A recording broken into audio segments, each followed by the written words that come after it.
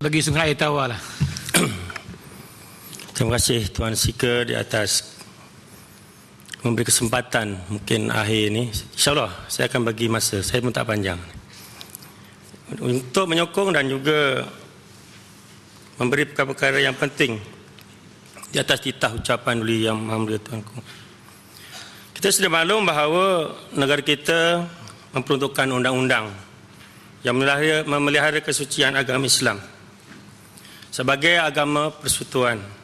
Pada yang sama, atas dasar hak asasi manusia juga menghormati kebiasaan agama, peruntukan ini harus dipelihara oleh semua kaum di negara ini.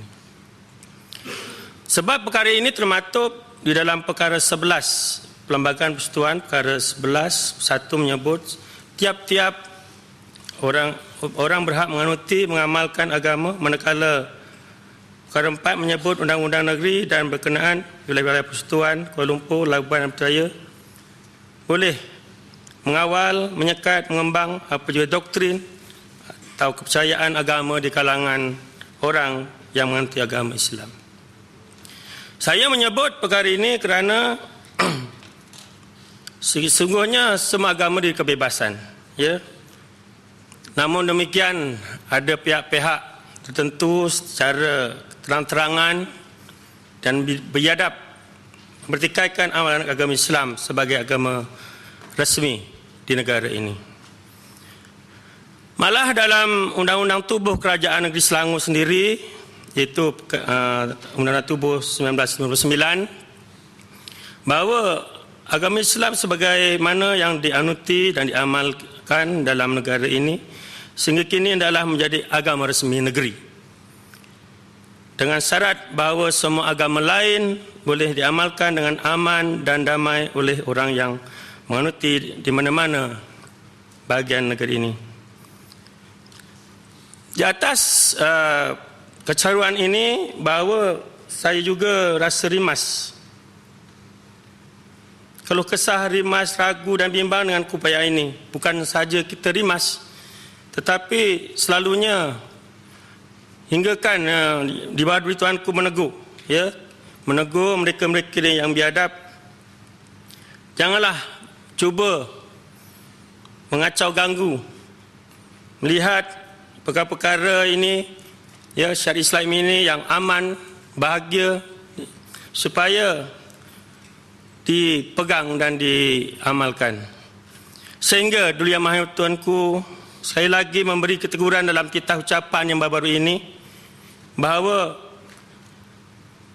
baginda mahukan setiap rakyat baginda tanpa mengira kaum, agama dan budaya, merasakan mereka adalah warga negeri Selangor yang dijamin haknya oleh perlembagaan. Rakyat baginda yang berbilang kaum adalah aset kepentingan negeri Selangor untuk memacu pertumbuhan dan menjamin keadilan sosial serta menjaga kerukunan dan kedamaian dalam hidup bermasyarakat. Agama Islam adalah agama yang suci. Peruntukan undang-undang dalam Perlembagaan Persekutuan jelas melindungi agama ini. Malah perkara ini telah diterima pakai sejak sekian lama. Justru tidak sewajarnya berlaku sebarang tindakan yang bersifat provokasi dan biadab seperti mencela, mencampuri urusan amalan agama Islam. Hak pengamalan agama masing-masing telah termaktub dalam undang-undang dan dilakukan mengikut kepercayaan masing-masing. Baru-baru ini dalam bulan Februari, belum pun habis isu kebiadaban Eric Paulsen, adun wanita di Pulau Pinang, iaitu adun Bagan Lalang, Padang Lalang, Chong Eng, sekali lagi mempertikaikan dan mengkritik khutbah Jumaat yang dikeluarkan oleh agama Islam Selangor JAIS.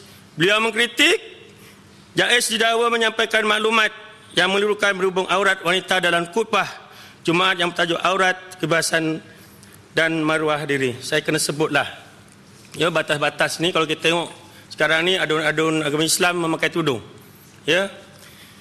Ayat 31 surah Al-Dur, saya akan sebut ni supaya tuan-tuan faham. Dia ada ayat 30 dan 31. 30 ni mengenai orang lelaki dan 31 ni mengenai orang perempuan. Dan katakanlah kepada perempuan-perempuan yang beriman supaya menyekat pandangan. Saya harap bukan di dalam ini ya, kita keluar kepada dewan ini. Pandang mereka daripada memandang yang haram. Memelihara kehormatan, maksud kehormatan ini kemaluan Dan jangan mereka memperlihatkan perhiasan tubuh mereka kecuali yang zahir daripadanya. Perhiasan yang dimaksudkan di sini ialah termasuk menutup belahan leher baju mereka dengan tudung kepala mereka. Sini jelas tadi dinyatakan.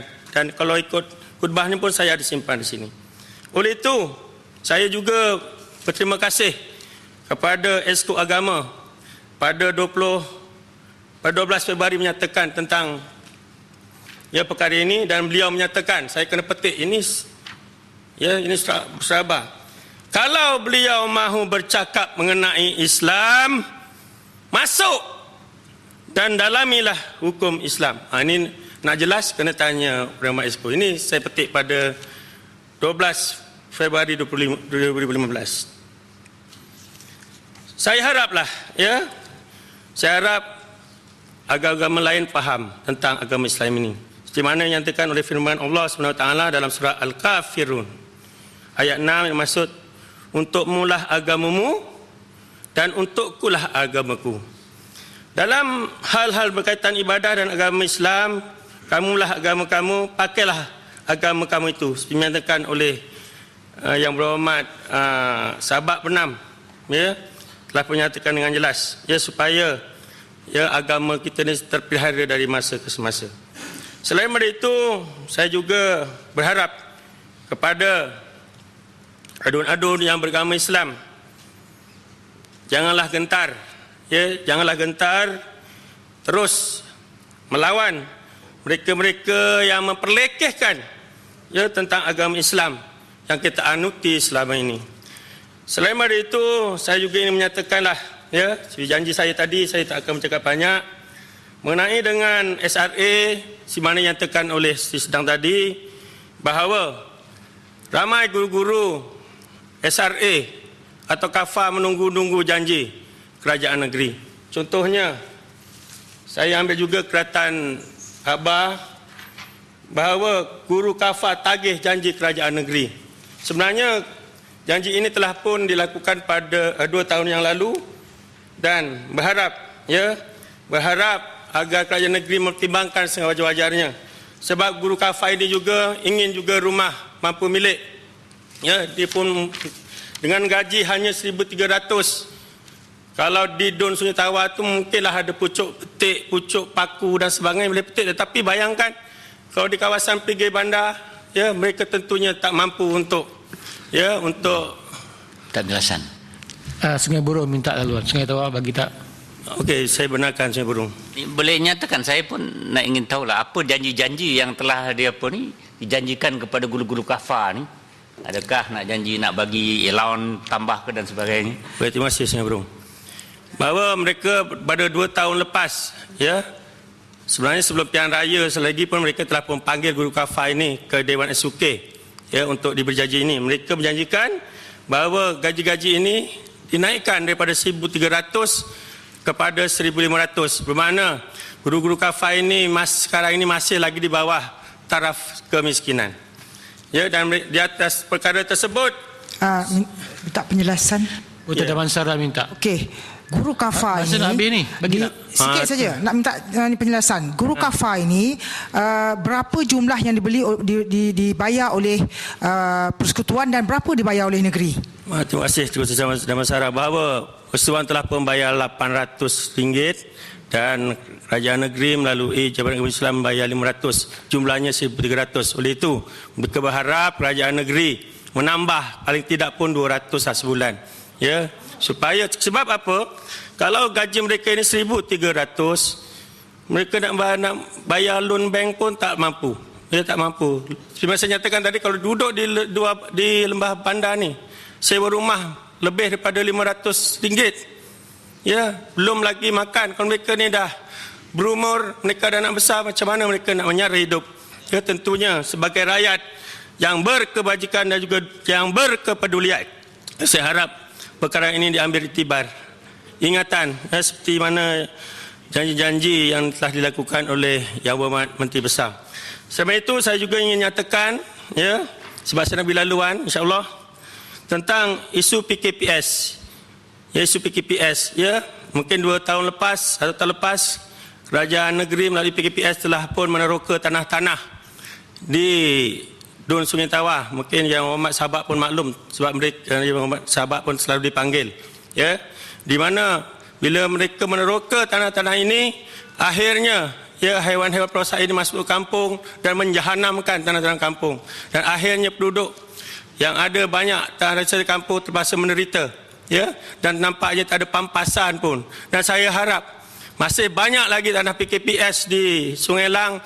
Harapan saya janganlah diteroka. Ya, janganlah diteroka, dan kalau diteroka pun jadikanlah dia sebagai perumahan rakyat termiskin. Ya, contohnya seperti mana yang saya katakan tadi. Ya, guru kafah ni pun nak juga dulu rumah. Bukan saja guru kafah, anak-anak. Ya, anak-anak tempatan yang selama ini menumpang menyewa, ya, diharapkan dapat diberi perhatian oleh kerajaan negeri. Itu saja daripada saya. Terima kasih. Saya menyokong dan menjunjung atas ucapan tuanku. Terima kasih.